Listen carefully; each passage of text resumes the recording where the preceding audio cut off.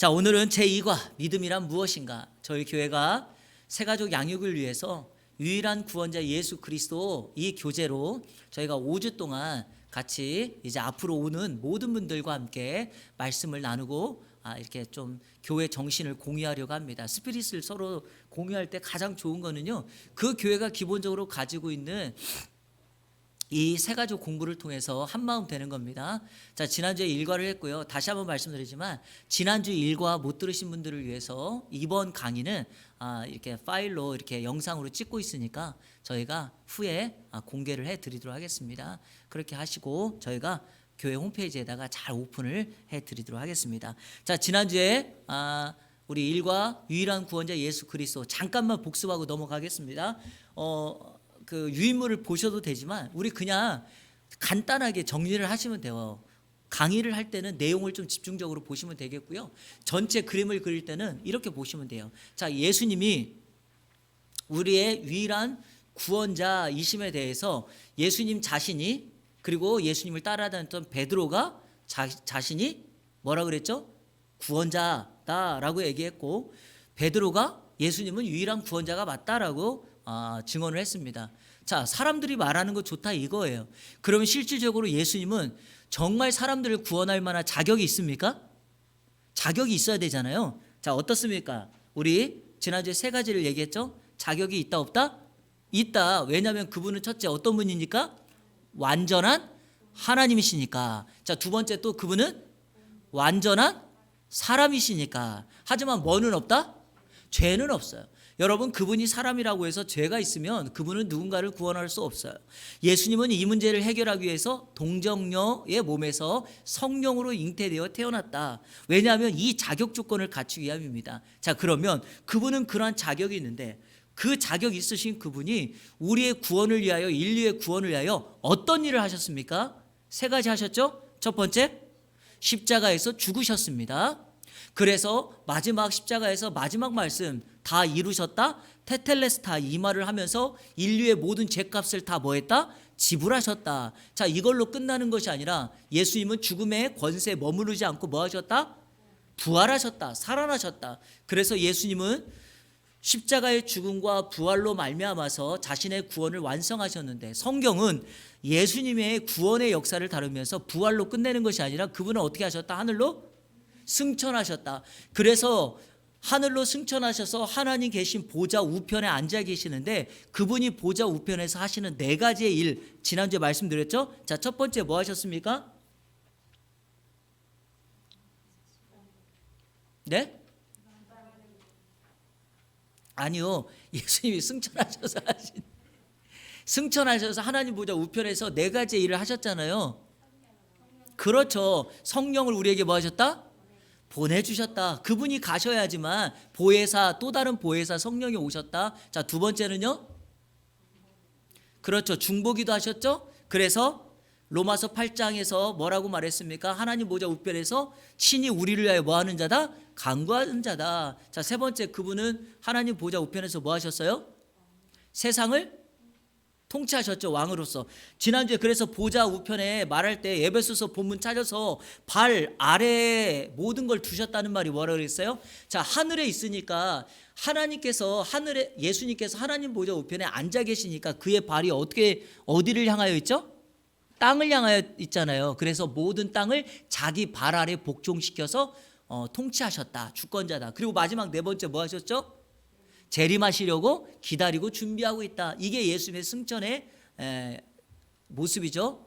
자, 그리고 마지막, 그 예수님을 믿으면 우리에게 어떤 결과가 주어집니까? 첫째, 집안 구원. 내가 예수 믿으면 집안 사람 모두 다 구원받습니까? 그게 아니라 나로부터 시작된 구원의 역사가 가정에까지 사람들에게 전달된다라는 걸 말씀드렸고, 자, 두 번째는요, 하나님의 자녀가 되는 뭐예요? 권세라고 한 이유는, 이거는 의도적으로 성경에서 하나님의 자녀는 단지 관계성으로 끝나는 것이 아니라 특권이 있다. 그래서 기도하면 하나님께서 응답하시고 예수님과 똑같은 그 후사, 상속자가 된다. 자, 세 번째는요,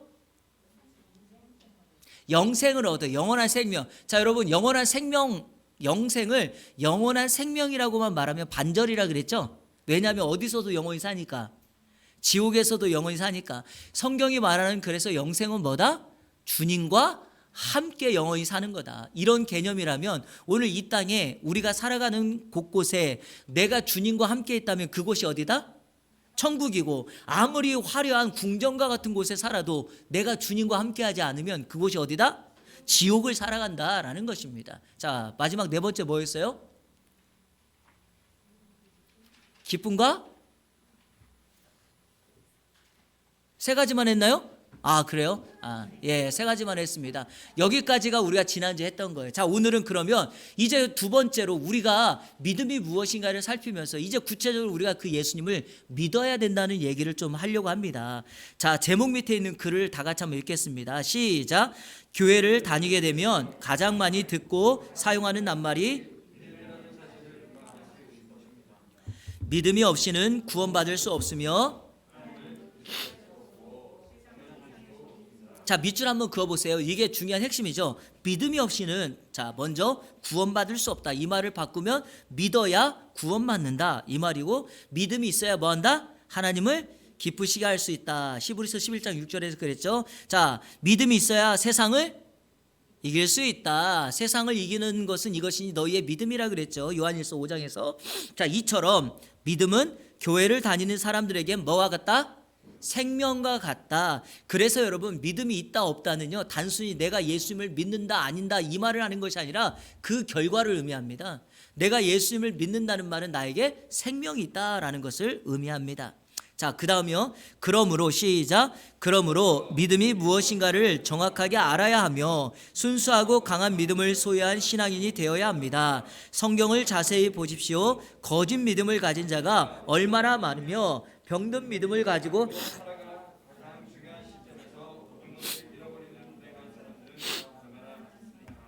이제 우리는 이런 불행스러운 자들이 되지 않기 위해서 믿음에 관한 중요한 것들을 공부해 봅시다. 여러분, 제자훈련이나 성경 공부를 아무리 많이 해도요, 오늘 본문 이 내용에서 다루는 믿음이란 무엇인가에 대해서 여러분이 정확하게 안다면 우리의 믿음이 어떤 것인가를 분명하게 알 수 있어요. 저는 장담합니다. 이 내용을 여러분들 꼭 숙지하셔야 돼요. 교회 다니는 사람들에게 이 질문을 많이 해도 대답을 잘 못해요. 왜? 이게요, 정리된 것으로 배워본 적이 잘 없기 때문에 그래요. 설교를 많이 듣고 어떤 집회나 부흥에서 많은 이야기들을 들었지만 정작 이렇게 정리된 것들을 명확하게 설명하는 경우가 없기 때문에. 근데요, 이 교재가 그런 면에서 너무 좋아요. 뭐 제가 쓴 교재가 아니잖아요. 소천하신 옥하는 목사님께서 심혈을 기울여서 쓴 거기 때문에 정말 잘 되어 있다라는 것입니다. 믿음이 부족하거나 믿음이 없는 경우는요, 병든 믿음을 만듭니다. 그래서 기적이나 다른 조건을 의지하는 믿음을 갖기 때문에 믿음이 무엇인가를 아는 건 너무나도 중요하고요.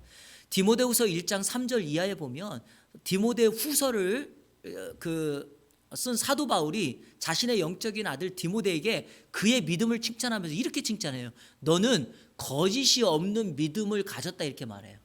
여러분, 이 말을 바꿔보면 거짓 있는 뭐도 있다? 믿음도 있다라는 겁니다. 그런데 믿음의 사람 디모데에게 거짓이 없다라고 말했던 것은 그의 믿음이 하나님 앞에 칭찬받고 인정받은 믿음이었다라는 거죠. 자, 그래서 특별히 우리가 신약 성경을 보게 되면 이 예수님을 믿는데 어떤 사람은 칭찬을 받고 어떤 사람은 칭찬을 못 받고 마지막까지 불행한 인생을 살아가는데 바로 그게 다 믿음과 관련되어서다. 자, 그러면 우리가 그런 내용을 정확하게 알기 위해서 오늘 교재에 있는 내용들을 하나씩 살피면서 내용을 좀 다루도록 하겠습니다. 여러분, 그 옆에다가 필기할 거 계속 필기하시면서 같이 따라오시면 되겠습니다. 자, 1번. 참 믿음은 어떤 대상과 내용을 갖습니까? 여러분, 믿음은 내가 믿는다라는 게 중요한 게 아니라 누구를 믿느냐가 중요해요. 그래서 믿음에 있어서 가장 중요한 건 믿음의 대상이 누구인가를 명확하게 아는 것이 가장 중요합니다. 자, 먼저 믿음의 내용과 믿음의 대상과 믿음의 내용을 살펴보겠습니다. 자, 1번. 믿음의 대상이 누구인가? 마태복음 16장 16절 다 같이 읽겠습니다. 시작.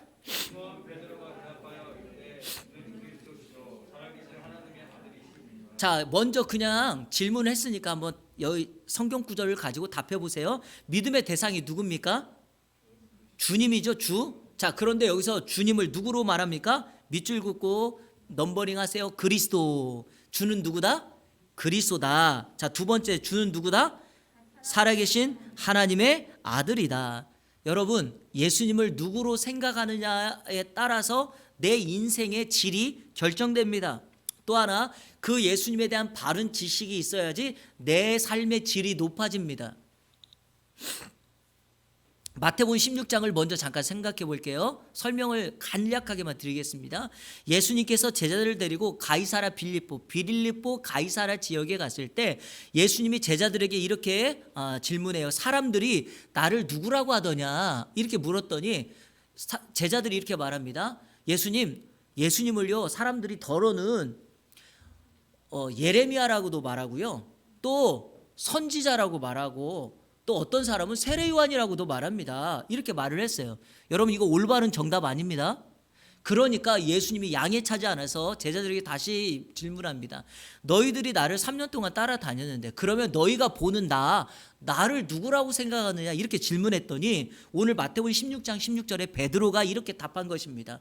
이 답을 했을 때 예수님이 베드로의 답이 너무 흡족해서 칭찬하시면서 이것을 알게 하니는 너가 아니라 하늘에 계신 내 아버지가 알게 해줬다고 말하면서 이 고백과 함께 예수님이 베드로에게 이런 말을 합니다. 내가 이 반석 위에, 이 반석이라고 하는 것은 베드로가 했던 이 주는 그리스도시요 살아계신 하나님의 아들이라고 말한 신앙 고백, 그 위에다가 내 교회를 세우겠다. My church라고 말합니다.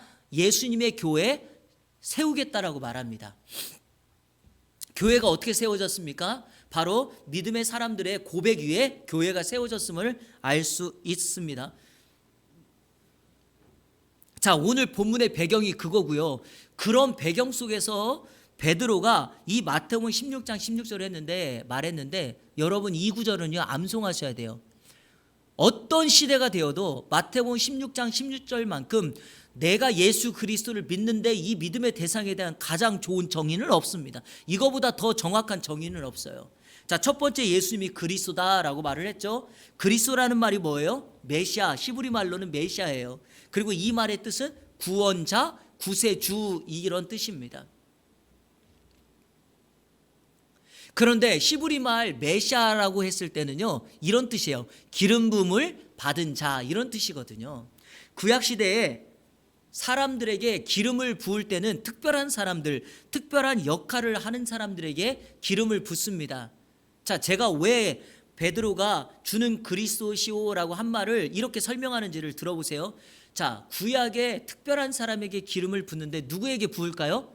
주로 세 역할을 하는 사람들에게 기름을 붓습니다. 첫 번째는 제사장, 두 번째는 선지자, 세 번째는 왕. 이 세 그룹을 세울 때 기름을 부어서 이 사람들의 역할은 특별하다라고 하는 것을 알립니다. 자, 그러면 베드로가 주가 그리스도다라고 하는 말을 썼을 때는 예수님이 우리의 구원자이시면서 그분은 구약에서 말했던 제사장과 선지자와 왕의 역할을 하신다 이렇게 의미하고 있는 겁니다.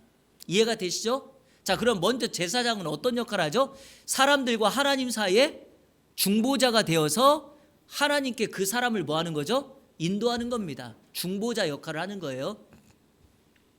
다시 한번 제가 쉽게 설명드려 볼게요. 여러분 기도할 때 맨 마지막에 뭐라고 기도합니까? 예수님의 이름으로 기도합니다. 그러죠? 왜 그렇게 기도하시나요? 누가 알려주셨어요? 그렇죠. 이 말은요 그냥 하는 말이 아니에요. 예수님이 우리의 누구이기 때문에? 중재자이기 때문에 그래요. 우리의 기도를 하나님께 중재하는 분이 누구예요? 예수님이에요. 그래서 우리는 예수님의 이름으로 in Jesus name 이렇게 말하는 겁니다. 제가 미국 갔을 때 가끔가다 수업 시간에 학생들 기도시키면 미국 애들이 기도하다가 갑자기 그냥 아멘하고 끝내요. 그러니까 우리 한국 사람들은 당황해요. 왜? 우리는 반드시 마지막에 뭐가 들어가야 되죠? 예수님의 이름으로. 근데 그렇게 안 하는 경우도 있어요. 뭐라고 할 필요는 없는데 아주 예의가 있는 애들은 꼭 마지막에 인 지저스 네임을 붙여서 그래도 우리 다 같이 아멘 하지만, 그렇지 않을 때는 그냥 혼자 아멘하고 끝내는 경우도 있어요. 하지만 분명한 건 예수님이 우리의 중재자이기 때문에, 중보자시기 때문에 기도에도 우리의 중재를 하신다. 이 부분은 나중에 성경 공부할 때 기회가 있으면 조금 더 설명해 드리도록 하겠습니다. 자, 두 번째, 예수님이 선지자라는 건 뭐죠? 선지자는 하나님의 말씀을 선포하고 선언하는 거죠. 그러니까 예수님은 우리의 구원자로서 아버지 하나님의 뜻에 따라서 우리에게 하나님의 말씀을 선언하시죠. 알려주시죠. 세 번째, 예수님이 왕이라는 것은요, 그분이 우리를 다스리시고 우리의 길을 인도하신다는 말이죠. 왕은요, 백성들을 책임지는 사람이에요. 그래서 왕이 어느 곳이든지 왕이 리더십이 있고 바른 길을 제시하고 백성들에게 길을 보여주면은요, 그 나라가 태평성대를 이루는 거죠. 예수님이 우리의 왕이라는 것은 우리가 그분을 의지할 때 그분이 우리 삶을 다스리시고 인도하신다는 거죠. 그래서 여러분, CCC에서 예전에 혹시 대학에서 CCC를 하신 분들은 아시겠지만, 그 의자 그림이 의자 예화를 드려요. 의자 예화. 내 인생의 자리에 의자에 누가 앉아 있느냐는 거예요. 나가 앉아 있으면 그 사람의 삶의 주인은, 왕은 자신이고, 그 나라, 이 의자에 나라고 하는 존재가 앉아 있었는데, 예수 그리스도를 믿으면서 그 나라고 하는 자리에 예수님을 앉히고 나는 그 자리에 밑으로 내려간다. 이게 진짜 예수를 믿는 거라는 거죠. 그러니까 예수를 믿는다는 것은 무슨 의미인가? 내 삶의 주인과 왕을 그분으로 인정한다라는 것입니다. 그분을 의지하면 그분이 우리의 것을 책임진다. 그래서 그분이 그리스도라는 말이죠. 자, 두 번째, 그분은 그리스도시고 살아계신 하나님이 누구다? 아들이다라 그랬죠. 여러분, 예수님을 믿을 때 누구로 믿어야 되는가? 첫 번째는요, 대부분의 사람들이 다 해요. 예수님이 그리스도 메시아라고 하는 거, 구원자라고 하는 거 다 인정하죠. 예수님이 여러분을 위해서 십자가에 달려 죽으신 분으로 다 인정하시죠? 그런데 사람들의 믿음을 좋다 나쁘다 결정하는 건 성경에 보니까 어디서 차이가 나냐? 바로 여기서 차이가 나더라는 거예요.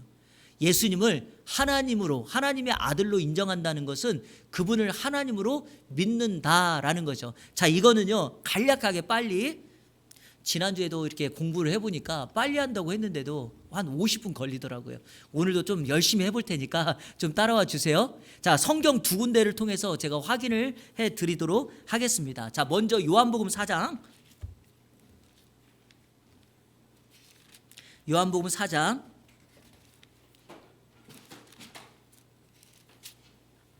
자, 43절 이하에 보면 왕의 신하의 아들을 고치는 말씀이 등장합니다.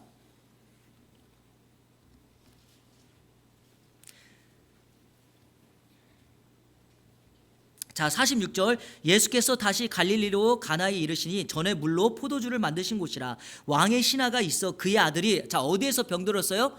가버나움에서 병들었는데 지금 예수님이 다시 가나로 오셨잖아요. 가나까지 온 거예요. 자, 47절, 그가 예수께서 유대로부터 갈릴리로 오셨다는 것을 듣고 가서 청하되 내려오셔서 내 아들의 병을 고쳐 주소서 하니 그가 거의 죽게 되었다. 자, 여러분, 이 사람 참 잘한 거죠.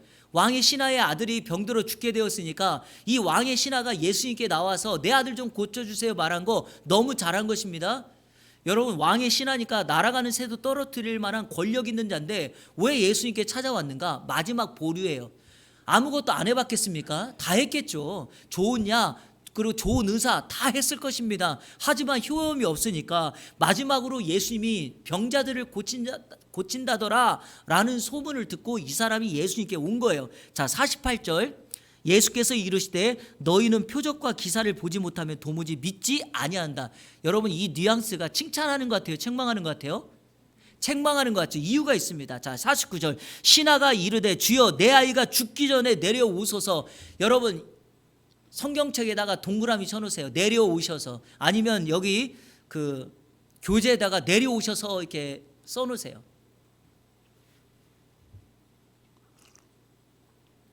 자, 중요한 말씀합니다. 왜 이 왕의 신하가 자꾸만 내려오셔서 내 아들을 고쳐달라고 말할까요? 지금 예수님이 계신 곳은 어디다? 가나고, 이 가버나움에 있는 이 왕의 신하의 아들이 누워있는 곳은 어디예요?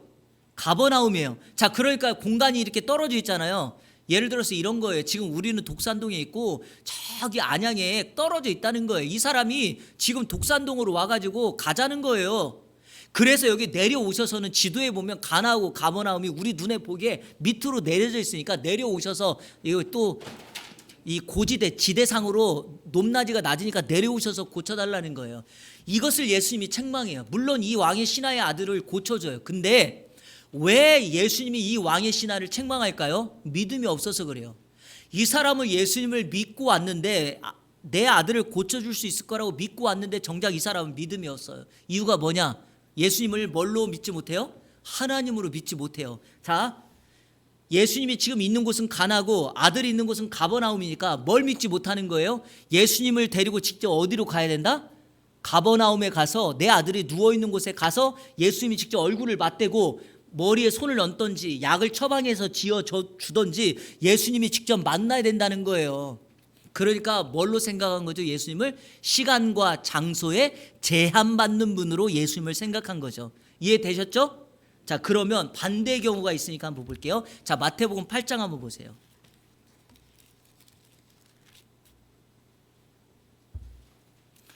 이 두 사건을 비교하는 이유는 사건이 완전 다르기도 하지만 또 하나는 같은 가버나움이에요. 자, 8장 5절 예수께서 가버나움에 들어가시니 한 백부장이 나와 간구하여. 자, 이 백부장은 예수님께 똑같이 나와 간구했어요. 자, 6절 이르되 주여 내 하인이 중풍병으로 집에 누워 몹시 괴로워하나이다. 7절 이르시되 내가 가서. 자, 이번에는 달라요. 백부장이 예수님 내 하인이 병들었어요 고쳐주세요 그랬더니 예수님이 알았다 가서 내가 고쳐주겠다 그랬어요. 자, 그랬더니 이 8절 백부장이 뭐라고 말합니까? 백부장이 대답하여 이르되 주여 내 집에 들어오심을 나는 감당하지 못하겠사오니 다만 뭐 하십소? 말씀으로만 하옵소서. 그러면 내 하인이 낫겠나이다 그랬죠 여러분. 자, 그런데 놀라운 것은 자 10절 한번 보세요. 자, 10절 시작. 예수께서 들으시고 놀랍게 여겨 따르는 자들에게 이르시되 내가 진실로 너에게 이르노니 이스라엘 중 아무에게서도 이만한 믿음을 보지 못하였노라. 예수님이 내가 지금까지 이스라엘 다니면서 이만한 사람 믿음 보지 못했다라고 말해요. 여러분, 예수님을 3년 동안 따라다녔던 제자들은요 3년 동안 한 번도 믿음이 좋다고 칭찬받은 적이 한 번도 없어요. 베드로가 믿음 고백했을 때도요 이것을 내게 알게 하니는 내가 아니라 하늘에 계신 내 아버지다 그랬고요. 이 말을 하고 난 다음에 몇 분 있다가 그가 예수님 앞에 사단아 내 뒤로 물러가라고 책망까지 받아요. 제자들은 한 번도 주님 앞에 칭찬받은 적이 없어요. 근데 이런 적은 가끔 있어요. 마태복음 6장에 보면은 너희가 염려하지 말라라고 예수님이 산상수훈의 말씀을 가르치면서 먹을 거 입을 거 마실 거 걱정하지 마라. 하물며 뭐 들의 백합화를 봐라 이런 얘기 하시면서 하물며 너희일까 보냐라고 하면서 이 믿음이 없는 자들아 이렇게 책망해요. 예수님을 그렇게 가까이 따라다녔음에도 불구하고 왜 그럴까? 이유는 딱 하나예요. 자, 예수님을 구원자로는 믿는데 뭘로 믿지 못한다?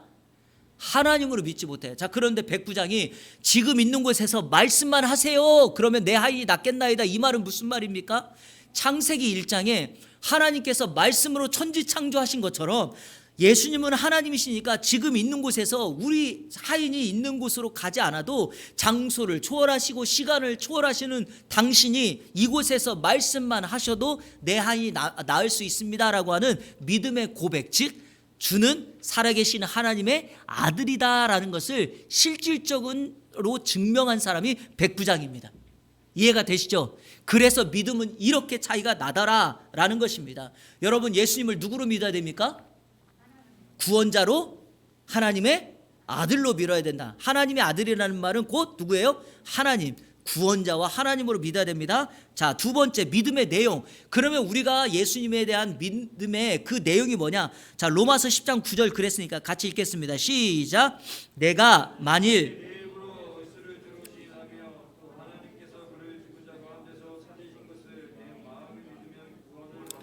자, 믿음의 내용 밑줄 그어놓으세요. 입으로 예수를 주로 시인하는 것, 이게 첫 번째. 자, 두 번째는요, 하나님께서 그를 죽은 자 가운데 살리신 것을 내 마음에 믿는 것. 정리하면 입으로 뭐예요? 시인하고 마음으로 믿는 거. 이거를 반대로 말하면 마음으로 믿고 입으로 시인하는 거. 자, 10절은 그렇게 돼 있으니까 우리 다음 두 번째 질문에서 찾고요. 자, 입으로 예수를 시인해야 돼요. 주인으로. 자, 그리고 또 하나 여기서 중요한 게 이거예요. 하나님께서 그를 죽은 자 가운데서 살리신 것, 이거를 마음으로 믿어야 된다 그랬죠. 이것이 바로 첫 번째는 뭡니까? 십자가의 사건이고, 두 번째는 죽은 자 가운데서 살리신 것, 부활이죠. 뭐를 입으로 여러분 믿고 시인해야 됩니까?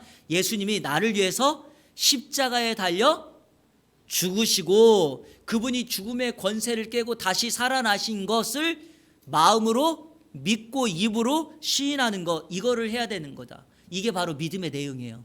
아시겠죠? 여러분 예수님 믿으시죠?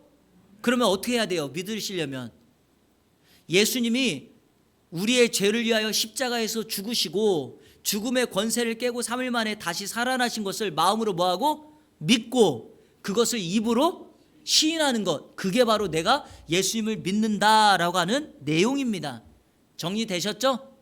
자, 넘어가겠습니다. 2번, 그러면 믿음과 구원의 관계를 정리하고 중요성을 살펴봅시다. 이거는 조금 복잡하긴 하네요. 근데 간략하게 설명할 수 있습니다. 자, 먼저 믿음과 구원의 관계가 뭔가, 여기 로마서 10장 10절 같이 한번 읽겠습니다. 시작. 사람이 마음으로 믿어 의에 이르고 입으로 시인하여 구원에 이르는가. 자, 마음으로 믿어서 어디에 이른다?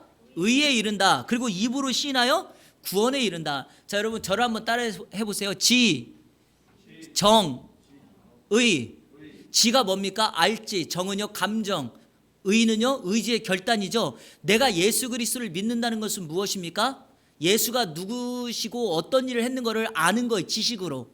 그렇죠? 그리고 그분을 어떻게 해요? 마음으로 느끼고 감정으로, 아, 이분이 나를 위해 죽었어.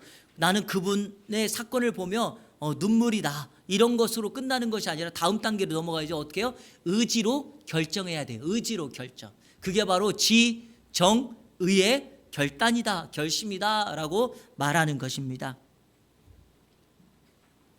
자, 그런데 이게 단순히 말로만 해서 끝나는 게 아니라는 거죠. 이유가 뭡니까? 예수 그리스도를 믿는다는 것으로 끝나버리면 안 믿는 사람이 누가 있겠습니까? 여기에는 삶의 고백과 결단이 있어야 된다는 거죠. 다시 말하면 마음으로 믿어 의에 이르고 입으로 시인하여 구원에 이른다는 것은 이런 결단이 있어야 돼요. 내가 예수를 믿는 것 때문에 나에게 찾아오는 고난과 불이익을 감수할 수 있어야 된다. 그것까지도 우리가 극복할 수 있어야 된다. 이게 참 믿음이라고 하는 것입니다. 여러분 다니시는 직장이나 사람 만날 때 예수 믿는 그리스도인이라고 고백하십니까? 혹시 내가 예수 믿는 것 때문에 어떤 불이익이나 손해를 당할 때 나는 그리스도인이라고 말할 수 있겠습니까? 이거요 쉬운 일이 아니라니까요. 뭐 우리는 교회 안에만 있으니까 잘 모르는데 실질적으로 삶의 현장에 가거나 우리 일터에 가면 이렇게 말하는 게요 정말 쉬운 일이 아닙니다.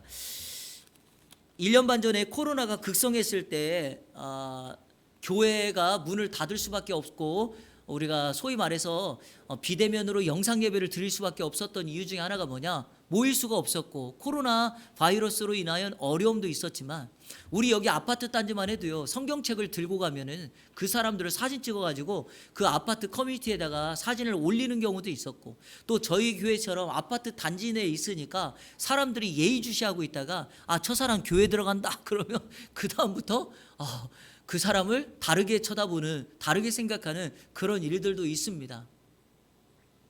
그리고 회사에서 얼마나 많은 그 손가락질을 당하셨습니까? 교회가 이런 일에 책임이 있다.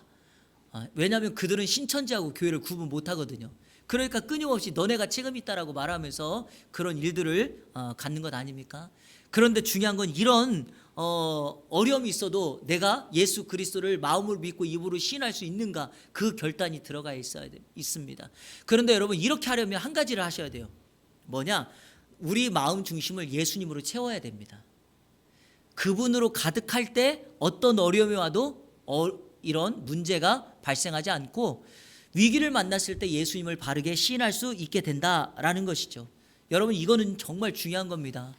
여러분이 좀 그렇게 해 주셨으면 좋겠어요. 한번 저를 따라해 볼까요? 나는 예수 믿는 그리스도인이다. 이게 여러분 어느 상황에서도 우리의 입술로 고백되어지기를 축복합니다. 자, 믿음과 구원의 중요성을 한번 에베소서 2장 8절과 9절로 설명해 보도록 하겠습니다. 자, 중요성. 우리 같이 한번 읽겠습니다. 시작. 너희는 그 은혜에 의하여 믿음으로 말미암아 구원을 받았으니 이것은 너희에게서 난 것이 아니요 하나님의 선물이라. 대기에서 난 것이 아니니 이는 누구든지 자랑하지 못하게 함이라. 에베소서 2장 8절과 9절은 신앙생활하는 동안에 좀 암송하셔야 될 중요한 암송 구절입니다. 좀 암송하시면 좋겠고요. 자, 너희는 그 은혜에 의하여, 은혜라 그랬죠. 여러분, 은혜를 한번 설명해 볼게요. 그레이스라고 하는 이 은혜라고 하는 말은요, 헬라 말로는 카리스 그러는데, 이거는 받을 자격이 없는 사람에게 주어지는 하나님의 호의, 아니면 하나님의 무조건적인 사랑, 이렇게 설명합니다. 대상이 자격이 있어서 없어서 주거나 안 주는 것이 아니라 그 사람의 자격은 따지지 않아요. 하나님께서 무조건적으로 주시는 사랑의 표현이 바로 은혜입니다. 왜 그럴까요? 이 은혜의 근거가 바로 십자가와 부활이기 때문이죠. 예수님의 십자가와 부활은 어떤 대상을 따지고 조건을 가져서 이루어진 사건이 아니라 하나님께서 자신의 독생자 아들 예수 그리스도를 이 땅에 보내셔서 십자가와 부활의 사건의 사역을 완성시킨 거예요. 그러니까 이것이 은혜가 되는 것은 바로 무엇인가? 바로 주님이 우리의 상황이나 자격 없는 우리들을 강권적으로 은혜를 주셨기 때문에 그렇다. 자, 그래서 여기 뭐라고 말합니까? 은혜에 의하여 믿음으로 말미암아 구원을 받았으니 이것이 너희에게서 난 것이 아니요. 한번 말해보세요. 하나님의 선물이다 그랬죠. 자, 여러분, 선물은 다 공짜죠. 자, 여러분 여기 한번 보세요. 제가 이 선물을 여러분에게 줬어요. 그럼 여러분 어떻게 하실래요? 감사합니다 하고 받아야지. 이걸 받아놓고 목사님 5,000원 드리면 될까요? 그러면 선물입니까? 아니죠. 그거는 그 주는 사람, 선물을 주는 사람의 호의를 무시하는 거가 됩니다. 선물이 될 수 없고 그건 내가 값을 지불한 것입니다. 자, 값을 지불하려고 하는 사람들의, 요즘 사람들의 행동이 뭐냐? 9절에서 말하는 것처럼 행위에서 난 것이 아니다. 무슨 말이죠? 행위로 그거를 자꾸 갚으려고 합니다. 예수님을 믿는다는 것을 자꾸 선행을 행해야지 내가 구원받고, 헌금을 많이 해야지, 아니면은 뭐 이런 거예요. 뭐 여러 가지 어떤 외적인 조건, 지식을 쌓아야 되지, 뭘 해야 되지. 그리고 요즘에 한국교회 한 가지 병폐 중에 하나가 뭐냐면, 제자훈련을 만들어서 1기, 2기, 3기, 뭐 어느 교회는 막 10기, 50기까지 가는 게 있어요. 그거 좋아요. 왜냐하면 제자훈련을 통하여 주님 닮은 제자가 되는 건 중요한데, 이게 마치 뭐와 같냐면 본 교회에서 만들어 놓은 자기 스스로 싸우는 성가 같아요. 이게 하나의 자랑이 돼버리는 거예요. 여러분, 그거 자랑되면 안 됩니다. 무슨 말이냐면, 사람의 제자가 아니라 예수님의 제자가 되는 것은, 우리 교회가 제자훈련을 50년 동안 했다고 50기까지 있다고 이걸 봐라 이렇게 내세우는 게 아니에요. 중요한 거는 지금도 그 제자들이 여전히 삶의 현장에서, 가정에서 예수 그리스도를 믿어 인격적인 변화를 일으키고, 예수를 믿고 난 다음에 가정도 바뀌고 일터도 바뀌고 언어도, 습관도 바뀌면서 모든 사람들을 축복하는 주님의 제자가 됐는가가 중요한 거지, 그거를 마치 우리 교회 공로로 쌓아놓는 것처럼 하면은 그거 정말 잘못된 겁니다. 여러분 꼭 기억하셔야 돼요. 그런 건 안 됩니다. 어떤 사람은 또 지식을 많이 쌓아야 되지, 안 돼요. 학위를 가져야 되지, 안 됩니다. 돈을 많이 가져야 안 됩니다. 그거는 다 구원의 자격 조건이 될 수가 없습니다. 왜? 구원의 자격 조건은 딱 하나예요. 하나님이 우리에게 주신 은혜를 믿음으로 그냥 받아들이면 돼요. 여러분, 믿으면 돼요. 믿음에는 어떤 외적인 조건이 필요가 없습니다. 아시겠죠? 간혹가다 예전에 복음 전할 때 보면 교회들이 우리 돈을 막 뺏으려고 해서 교회 못 다니겠다 그러는데, 이 한국 교회 정말 피폐, 잘못된 어떤 현상들 때문에 나타난 거예요. 여러분, 교회가 예수님이 만약에 돈을 요구하면 여러분 어떻게 하겠어요? 에? 예수님이 돈을 요구하면 정말 많은 부자들만 구원받겠죠. 그리고 더 많은 걸 요구하겠죠. 근데 한 번도 주님은 그런 적이 없다니까요. 예수 그리스도의 십자가의 공로를 내가 받아들이면 돼요. 그래서 우리는 그것을 선물이라고 말합니다. 여러분, 그런데 그리스도인들이 선행을 해야 되나요? 해야 되죠. 왜 선행합니까? 하나님의 은혜로 자격 없는 내가 구원을 받았으니 그 구원에 대한 감사의 고백과 감사의 결과로 선행을 행하는 거지, 선행은 구원의 조건이 아니라 구원의 결과로 나타나는 삶의 변화의 모습이다, 이겁니다. 아시겠죠? 그래서 저는요 이렇게 하고 싶어요. 우리가 하나님의 은혜로 자격 없는 우리가 구원받았으니 마땅히 우리의 받은 것을 사람들에게 많이 흘려보내는 축복의 통로가 돼야 된다. 혹시 영상에서 이런 그림 보셨습니까? 가운데 정말 엄청나게 큰 수프 이 대접이 있고요. 사람들이 얼굴이 피폐해져 가지고 양쪽 끝에 이렇게 서 있어요. 그런데 사람들이 얼굴이 피폐해져 있는데 왜 그런가? 이 숟가락이요, 엄청나게 긴 숟가락이에요. 그러니까 수프를 떠서 먹어야 되는데 내 입에 안 오죠. 숟가락이 너무 크니까. 근데 서로 먹으려고 하니까 어떻게 해요? 다른 사람이 숟가락질 할 때 그 숟가락을 내리치고 하니까 사람들이 먹지는 못하고 피폐해진 거죠. 이게 바로 지옥의 모습이에요. 근데 여러분, 천국의 모습은 어때요? 내가 손이 안 되니까 어떻게 합니까? 그걸 떠서 상대방에 있는 사람에게 떠 먹여주는 거죠. 그게 바로 천국이고 섬김의 모습이에요. 그게 바로 예수님 믿는 사람들이 갖는 삶의 모습입니다. 그래서 어떤 목사님은 이렇게 설명하더라고요. 천국은 섬기는 곳이다. 바로 지금처럼 내가 할 수 없는 것을 위하여 다른 사람을 위해서 이렇게 섬기는 것이 천국이다. 그래서 우리의 믿음의 중요성은 뭐냐? 믿음과 구원의 중요성은 바로 그 예수님을 믿어서 자격 없는 우리가 천국의 삶을 사는 거다. 이렇게 표현을 했습니다. 이 선물 받아 누리시고 받은 선물 다른 사람에게도 나눠주는 우리 예안의 모든 성도님들 되기를 축복합니다. 3번, 자, 믿음이라는 단어 설명해 볼게요. 믿음은, 자, 밑줄 그으세요. 첫 번째, 돌아서는 결단이다. 자, 믿음은 뭐냐? 두 번째, 자신을 전인격적으로 내맡기는 행위이다. 그래서 믿음을 뭐라고 말하는가? 결단과 위탁이라고 말합니다. 자, 여러분은 정말 주님을 믿음으로 인하여 결단과 위탁의 삶이 있으십니까? 자, 그럼 결단은 뭐냐? 요한일서 2장 15절 시작. 이 세상이나 세상에 있는 것들을 사랑하지 말라. 누구든지 세상을 사랑하면 아버지의 사랑이 그 안에 있지 아니하니. 여러분, 이 말씀 들으면 혹시 요한복음을 기억하시는 분은 좀 성경 말씀이 이게 충돌이 된다는 걸 아시나요? 요한복음 3장 16절에 하나님이 세상을 이처럼 사랑했는데 여기서는 왜 이 세상이나 세상에 있는 것들을 사랑하지 말라 그랬는가? 요한복음 3장 16절에서 말하는 세상은 하나님이 만든 자연세계를 말합니다.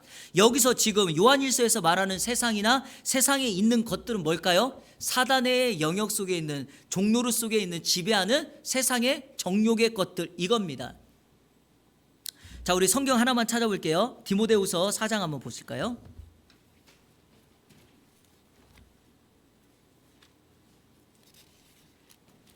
자, 디모데후서 4장 10절.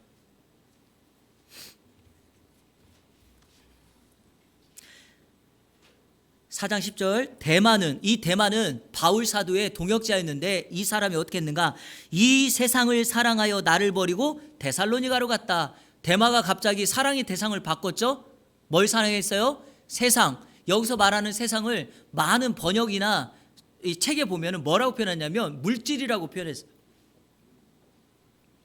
대마는 물질을 사랑해서 바울을 버리고 데살로니가로 갔다라고 말합니다. 자, 여러분, 이 세상은 우리가 살고 있는 세상의 영역과 같습니다. 우리를 끊임없이 유혹하고 우리를 미혹시키는 세상이에요. 자, 이런 세상 속에서 우리가 예수 그리스도를 믿는다는 건 뭘까요? 결단하는 거예요. 나 이 세상 쫓아가지 않겠다. 세상의 가치관 따라가지 않겠다. 제가 지난주에 한번 설명했죠. 자동차를 타고 가다가 길을 잘못 들었으면 뭐 해야 된다? 유턴해야 되는 것이 바로 이 얘기입니다. 결단이라는 게 뭐예요? 내가 세상을 따라가던 삶에서 나 이제 더 이상 세상 따라가지 않겠어 라고 돌아서는 것이 바로 결단입니다. 이해가 되시죠? 자, 데살로니가 전서 한번 찾아볼게요. 데살로니가 전서 1장.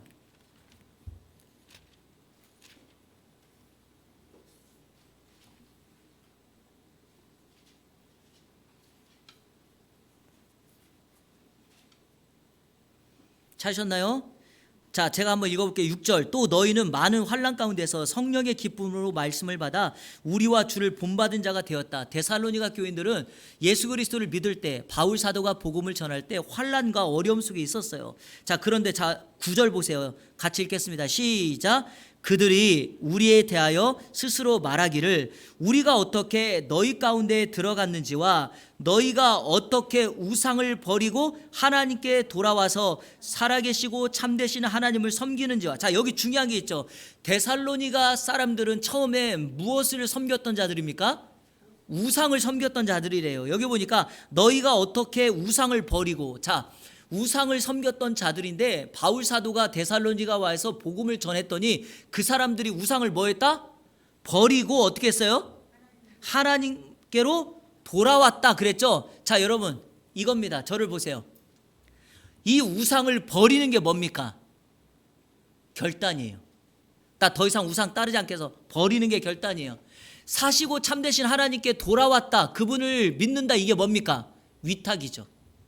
제가 강조하는 건 이거예요. 잘못됐다, 내가 가는 길을 돌아서야 되겠다라고서 유턴했잖아요. 그게 반절에 반절. 회개에서 회요, 회개, 개가 되려면 어떻게 해야 돼요? 하나님의 방향으로 계속 따라가야 되죠. 반대 돌아서서 목적지를 향하여 가야 돼요. 우상을 버리는 건 결단이고요. 사시고 참되신 하나님을 믿으며 계속 그분 따라가는 건 위탁이에요. 바로 그 얘기입니다. 정리가 되시죠? 믿음이라는 것은 그래서 먼저 결단을 해야 되고, 세상의 것 따라가지 않겠다. 세상의 욕망, 내가 가치관, 내가 따라가지 않겠다. 자, 그럼 위탁은 뭐예요? 같이 읽겠습니다. 누가복음 18장 24절 25절 시작. 예수께서 그를 보시고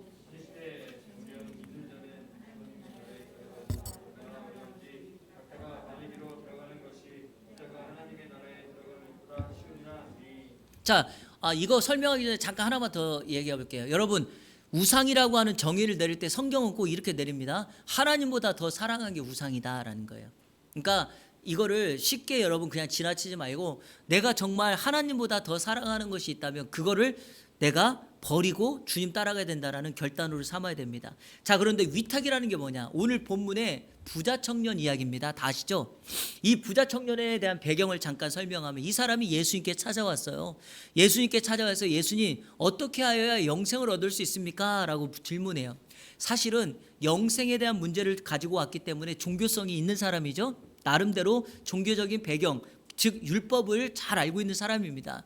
그랬더니 예수님께서 이렇게 말합니다. 너가 왜 나를 선한이라고 말하면서 이와 같은 질문을 하냐? 영생을 주실 분은 주님밖에 없는데 라고 하면서 예수님이 너가 어릴 때 배웠던 계명에 뭐라고 되어 있느냐? 이렇게 말해요. 그러니까 여러분 아시는 것처럼 십계명에 뭐라고 그랬죠? 십계명의 내용들을 쭉 말을 해요. 그랬더니 이 부자 청년이 이렇게 이야기합니다. 저 그거 어릴 때부터 다 지켰습니다. 그 다음에 예수님이 이렇게 말한 거예요. 너가 한 가지 부족한 것이 있다라고 말하면서 정말 이 사람이 주님 앞에 맡기지 못하는 것, 그 하나를 이야기합니다. 그게 바로 뭐죠? 재물이에요. 그러니까 이 사람은 지금 왜 재물을 주님 앞에 위탁하지 못했는가? 이 재물을 의지하고 있기 때문에 그렇죠. 우리가 위탁하고 결단하지 못하는 건 다 내가 그거를 의지하고 있다는 표현입니다. 미국 교회 가면은요, 제가 한인교회 2년 동안 섬겼는데 불문율이 있어요. 말하지 말아야 되는 불문율. 그게 뭐냐? 과거는 묻지 마세요, 이거예요. 왜냐하면 한국에서 이민 오실 때, 한국에서 이민 올 때 그분들이 좋아서 왔겠어요? 거의 80-90%는 한국에서 실패해서 도망처럼 온 거예요. 그런데 이분들이 그러다 보니까 과거를 묻지 말고. 자, 또 하나, 거기 정말 묻지 말아야 될 것 중에 하나가 왜 그러냐면, 저도 가끔 목사님 따라서 신방 가보면 정말 집사님 부부가 너무 아름답게 보이는데 애들이 좀 많아요, 이상하게. 재혼하신 거예요. 근데 그런 가정이 생각보다 많아요. 근데 우리는요, 저는 이제 한국적인 스타일의 목회자니까 신방 가면 다 묻잖아요. 집사님, 누구 아들은 지금 어떻게 하고 있어요? 왜 거기? 고향은 어디세요? 언제 만나셨어요?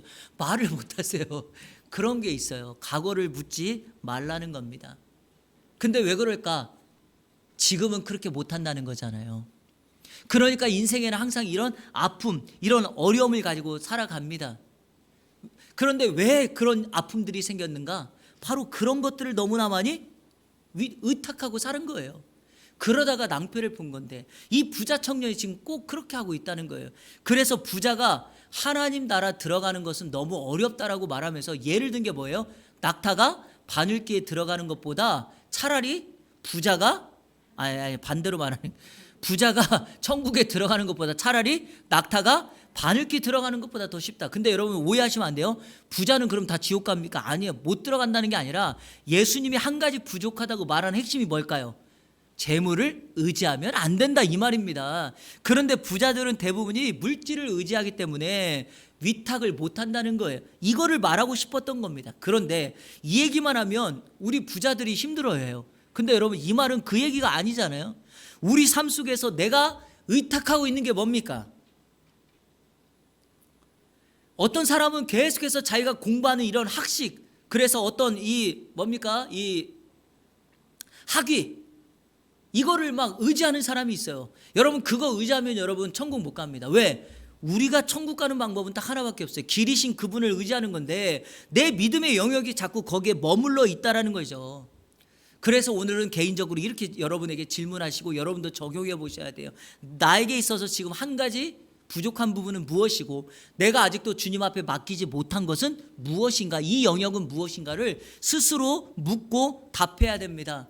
제가 오늘 설교 시간에도 얘기했지만 우리는 그리스도의 신부로서 신랑 되신 그분을 기다리고 준비하고 있고, 여러분 부부관계는 창세기 2장 24절에 보면 남자와 여자가 연합하여 한 몸을 이룰지니라, 둘이 하나가 되었으니 부끄럼 없다 그랬죠? 왜 그럴까요?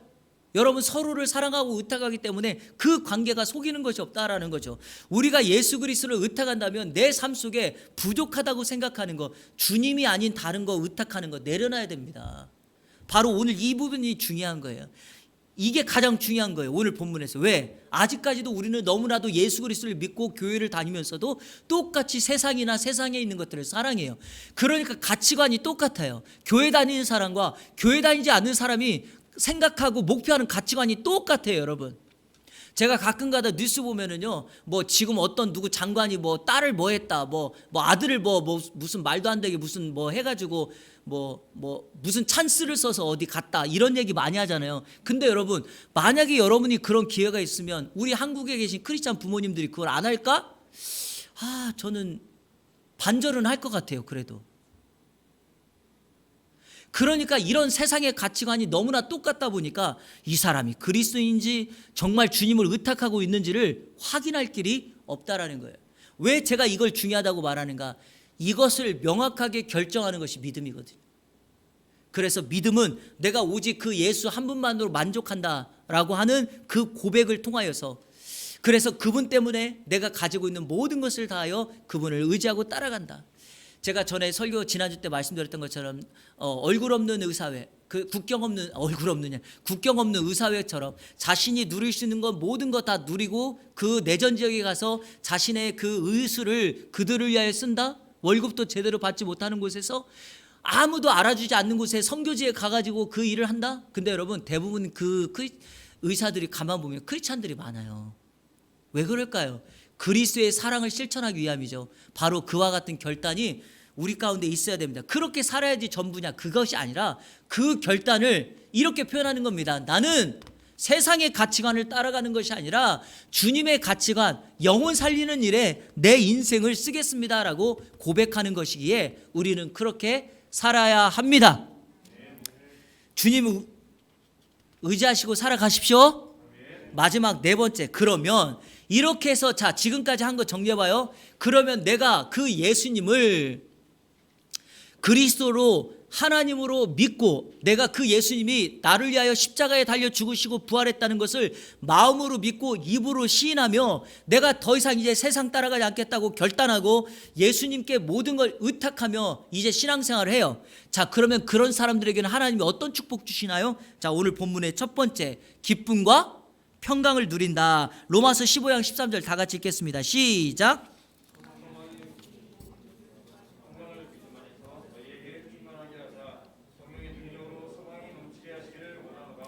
자, 모든 기쁨과 평강을 어디에서 주신다? 믿음 안에서. 그러니까 여러분 예수 그리스도를 믿음으로 말미암아 우리에게는 기쁨과 평강을 누리게 된다. 이 기쁨과 평강은 빌립보서 강해할 때 말씀드렸지만 환경을 초월한 기쁨과 평강입니다. 왜? 여기 하나님을 누구로 표현하죠? 로마서 15장 13절에 소망의 하나님이라 그러죠.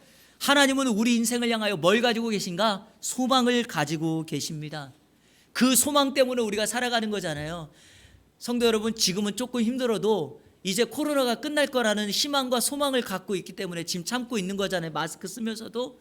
우리 이한교회가 소망이 있기 때문에 지금 힘들어도 열심히 함께 기도하고 예배하면서 성도의 아름다운 교제를 나눠가면 하나님께서 우리에게 이 지역사회 책임지라고 우리에게 하실 일을 기대하고 있는 거 아닙니까?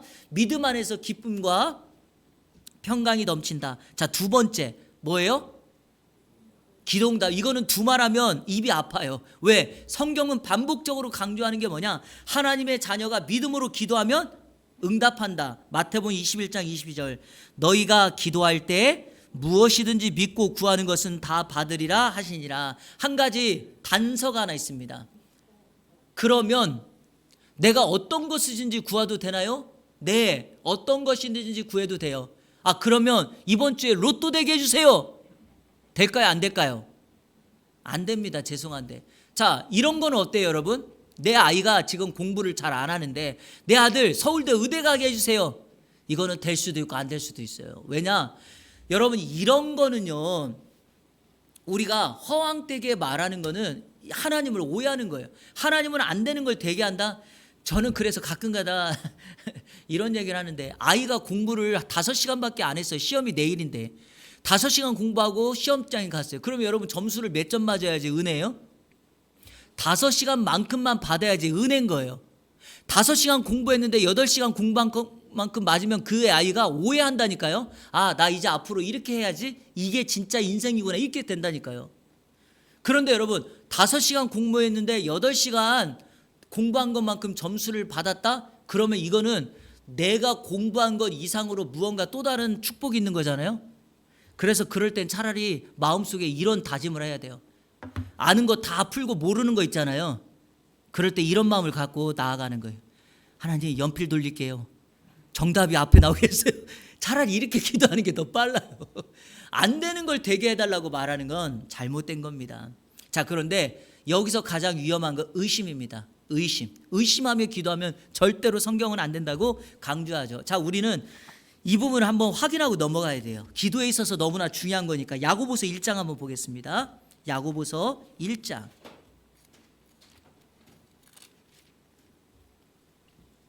자, 너무 중요한 말씀이니까요. 5절과 6절. 너희 중에 누구든지 지혜가 부족하거든 모든 사람에게 후히 주시고 꾸짖지 아니하시는 하나님께 구하라. 그리하면 주시리라. 6절 시작. 오직 믿음으로 구하고 조금도 의심하지 말라. 의심하는 자는 마치 바람에 밀려 요동하는 바다 물결 같다. 여러분, 기도할 때 어떻게 하라고요? 의심하지 말고 해야 돼요. 의심하면 어떻게 돼요? 마치 바다에 치는 바람 물결 같다. 자, 여러분, 배가 바다에 떠 있는데 바람이 치는 대로 그냥 왔다 갔다 하는 거 아닙니까? 바로 그와 같다는 거예요. 배는 목적지를 향해 가야 되는데 의심하면 그와 같아요. 내가 믿음으로 기도한다는 건 그 배에 동력이 있어서 내가 원하는 방향으로 시동을 걸어서 그 방향으로 가는 것이 진짜 맞는 건데, 의심하니까 모터도 없고 동력도 없어서 그냥 바람이 이곳저곳 부는 대로 따라간다는 거예요.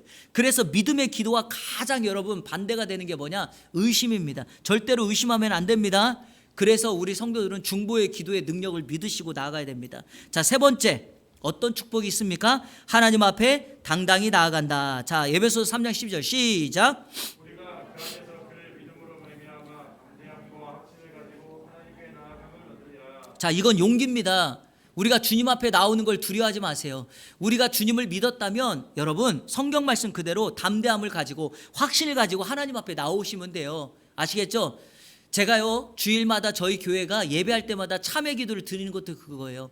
우리가 일주일 살다 보면 때로는 하나님 말씀대로 살지 못하고 마음에 어떤 어려움과 죄악을 지을 수 있습니다. 그때는요, 우리가 하나님 앞에 나왔을 때 참회 기도를 드리면서 이렇게 기도하는 거예요. 하나님, 그 죄악들 바다 깊은 곳에 던져주시고 주님 등 뒤로 감춰주세요 라고 기도하면 하나님께서 우리의 기도 들으시고 우리가 그 거룩하신 하나님 앞에 온전히 다시금 예배할 수 있다라는 것입니다. 자, 네 번째, 신앙생활에 승리가 있습니다. 이거는요, 정말 중요한 겁니다. 자, 읽겠습니다. 시작.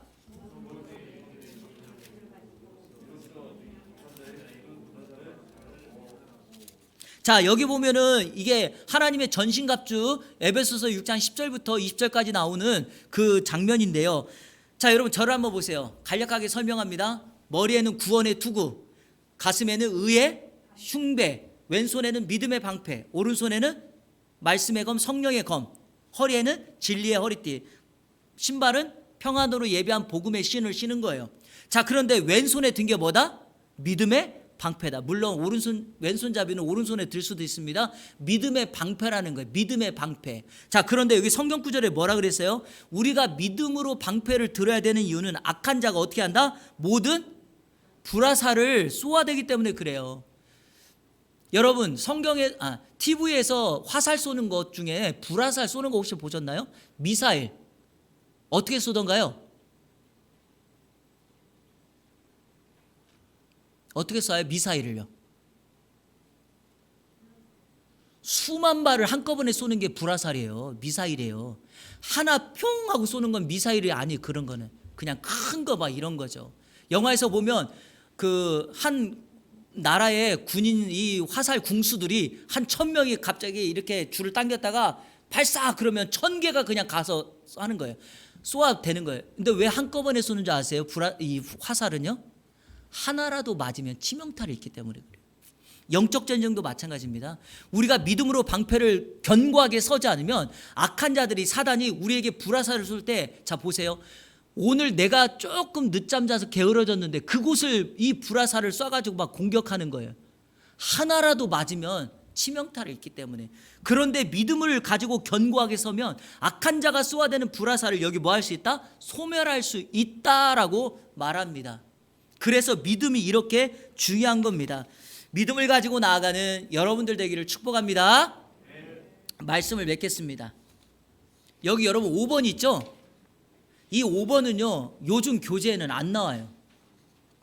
이거를 뺐어요. 왜냐하면 이게 아마 조금 그 새가족들 사이에서 약간의 논란이 있어서 본 교재에서 뺐어요. 그래서 저도 이거를 안 하겠습니다. 왜냐하면 이거 해봤자 괜히 어렵기만 하니까.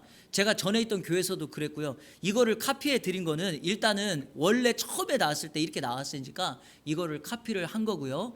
자, 이 5번은 안 해도 됩니다. 아시겠죠?